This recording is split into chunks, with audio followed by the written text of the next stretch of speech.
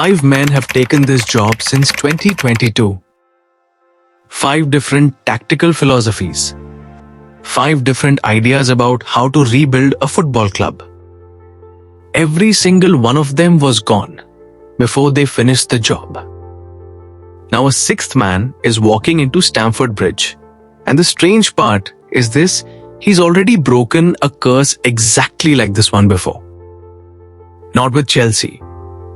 With a club that spent a decade being defined by the exact same word, English football is now starting to whisper about Chelsea. The word is nearly. And the question isn't whether Xabi Alonso is good enough to fix Chelsea. It's whether Chelsea is even the kind of problem that a good manager can fix. In May 2026, Chelsea announced Xabi Alonso as their new head coach. 4-year contract. Start date 1st July. On paper, this looks like stability. A serious appointment from a serious club, correcting course after a difficult season. But look at the number again. 6. Since the Bluco takeover in 2022, Chelsea have now appointed 6 permanent managers. Graham Potter, Mauricio Pochettino, Enzo Maresca, Liam Rosinia, and twice, in between all of them, a caretaker just holding the fort until the next name arrived. Maresca was gone by New Year's Day 2026. Rosenior lasted from 8th January to 22nd April. Barely 3 months in the job before Chelsea were back to a caretaker again. 3 months. That's not a managerial reign. That's a trial period that failed before it even had time to succeed. And Chelsea finished the season 10th in the Premier League. No European football for 2026 to 27. The first time in years, the club has been shut out of continental competition entirely. Alonso isn't walking into a rebuild. He's walking into a pattern. Here's what most people will tell you about Chelsea's last 4 years. Wrong managers, wrong appointments, bad luck with timing. Potter was too gentle for a dressing room that size. Pochettino never got the backing. Maresca's possession-heavy system stopped working once the pressing got predictable. Rosenior simply never had enough time. Different manager, different problem, different excuse. That's the story football media has told, appointment after appointment. But that explanation has a hole in it, big enough to drive a transfer bus through. If 5 different coaches, with 5 different footballing philosophies, from 5 different footballing cultures, all hit the same ceiling at the same club inside 4 years, that's not 5 separate failures. That's one failure, wearing 5 different coats. The problem was never really the man in the technical area. It was what happened before he ever got there. Look at what Alonso is actually inheriting on the pitch. Chelsea currently have 8 senior strikers on their books. Joao Pedro, their best forward and top scorer last season with 15 league goals. Nicolas Jackson, returning from a loan spell at Bayern Munich. Liam Delap, Mark Guew, David Datro Fofana, and now Danny Welbeck, signed this summer at 35 years old. 8 strikers. For 1 starting position, maybe 2, if Alonso plays with the front 2. That's not a squad. That's an inventory problem. Meanwhile, in midfield, it's the opposite issue. Not too many options, but too few that can actually survive a season. Moises Caicedo and Enzo Fernandez have been run into the ground carrying the same 2 positions match after match, so heavily that Maresca himself admitted last season they couldn't train every day just to keep them fit for weekends. Romeo Lavia and Dario Esugo, the players who were supposed to share that load, have barely been able to stay on the pitch. So Chelsea's squad, under Bluco, has built something strange. A forward line stacked 8 deep, and an engine room stretched to breaking point. not a lack of investment. A lack of a plan for where the investment goes. And underneath all of it sits something even less visible to the average fan: the money.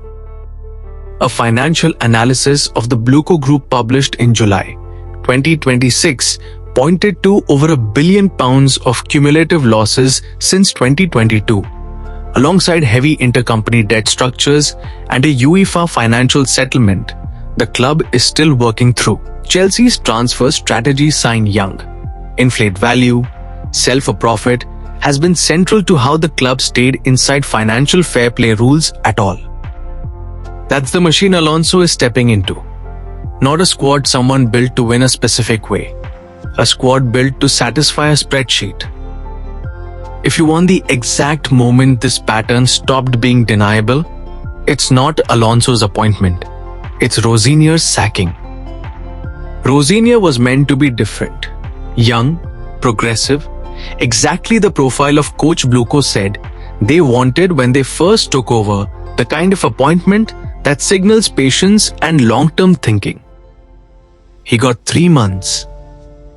3 months to fix a season that was already broken before he arrived, with a squad he didn't build, under an ownership structure that had already burned through 4 permanent managers in under 4 years.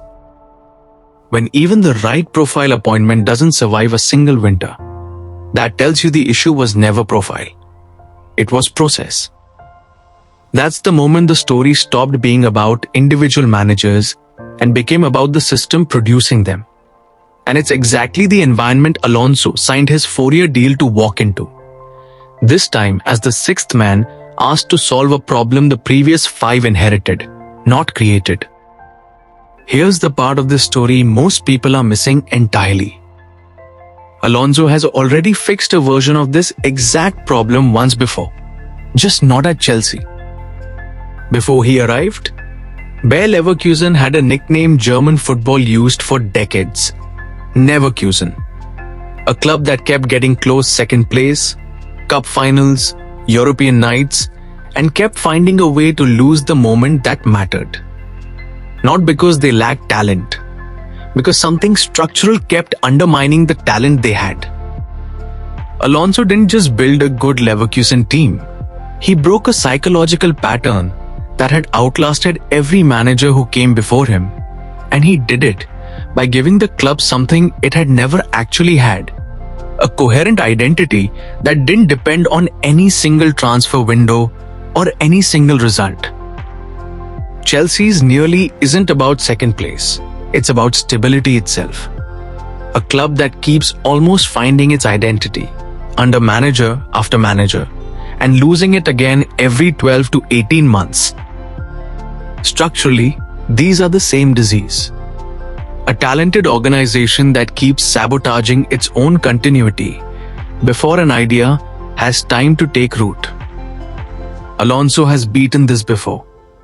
Just never at a club where the sabotage comes from ownership structure and financial engineering rather than decades of underachievement.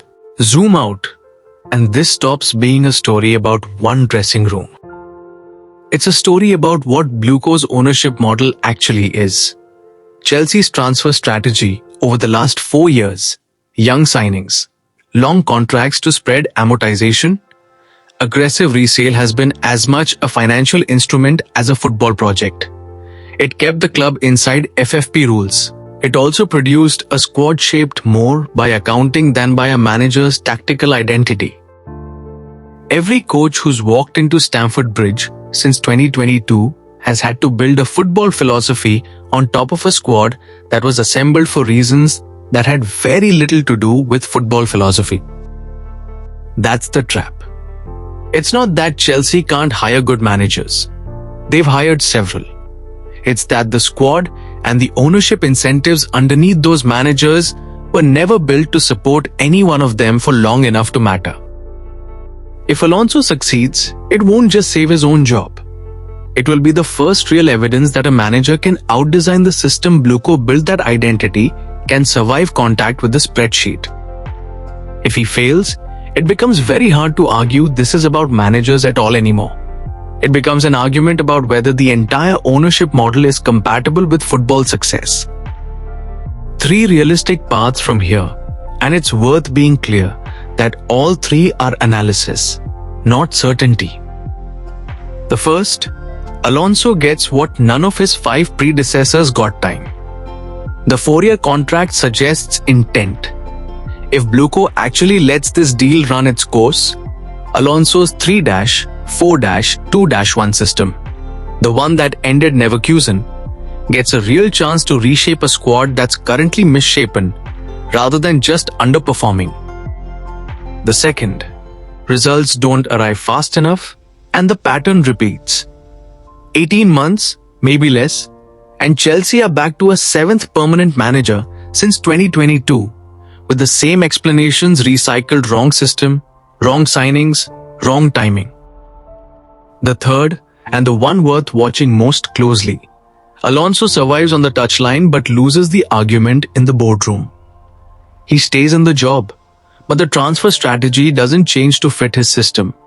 And Chelsea end up with a manager who's technically secure but tactically hamstrung by a squad still being built for resale value rather than results. Watch the January transfer window. Not who Chelsea signed, but whether those signings actually fit a 3-4-2-1, or whether the club is still stockpiling assets the way it did with its 8 strikers this summer. That single detail will tell you which path this is on before a single ceiling on results ever does. Chelsea's problem was never really about who was standing on the touchline. Potter, Pochettino, Maresca, Rosenior, talented men, all of them undone by the same structural current underneath them. Alonso is the 6th man asked to swim against it. But he's also the only one of the 6 who's already broken a pattern exactly like this before. At a club that spent a decade defined by the same quite exhausting word. Nearly. Leverkusen didn't get fixed by a better manager arriving. It got fixed by a manager who understood that identity has to survive longer than any single transfer window, any single result, any single bad month. The real question hanging over Stamford Bridge isn't whether Xabi Alonso can coach. It's whether Chelsea, as an ownership project, is even capable of letting anyone succeed for long enough to find out.